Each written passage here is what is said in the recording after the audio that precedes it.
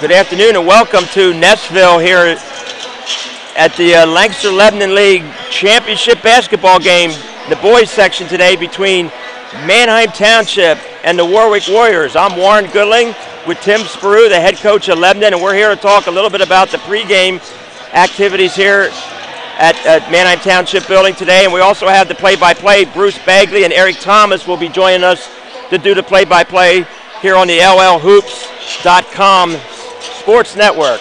So Tim, you were in this game as a player and as a coach. So tell us what's going through your mind right now. First of all, as a player, as you're warming up. Players, you have the butterflies. More than likely, you got the butterflies. It's a big crowd, and you're just trying to get yourself loose, get your mind right, and honestly, you just want the game to start. And how about the coach? Coach, you're trying to make sure that you covered everything. You're double checking everything in your head, making sure your players are on the same wavelength as you, and just making sure you're ready to go mentally. Now, Tim, these are two different teams that had played in Section 1 last year, and of course Warwick was a Section 2 champ, but they won every Section 1 crossover game this year. And that's a great story for that team. And the Manheim Township Streaks sort of came into season maybe as the preseason favorite, struggled a little bit, but boy, they found their stride here late in the season and won the Section 1 championship, and now they're here in the final. So what are some of the keys for this game as you see it? I think Warwick, obvious key is keeping Tyler Crespo under control. Just if he has the ability to just take a game over and score in bunches and score quick and from anywhere on the court. He can shoot the threes off the dribble. He gets to the rim. He gets other players involved. So I think their main focus has to be to control Crespo. And how about Township defensively? What's Township have to be concerned about today? That's probably, I honestly think that might be a tougher job, just because so many kids on Warwick can score, and their bench has been playing great the last couple games, and I think they just have to worry about everybody. So they got to make sure that they know their assignments, they know who they're running at that are three-point shooters, containing people, but Warwick has good movement, so I think it's going to be a tough job for Township.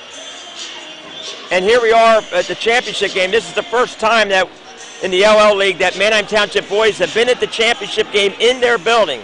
I think they've been in, this is maybe their fourth championship game or fifth overall, but this is the first time they're playing in their building.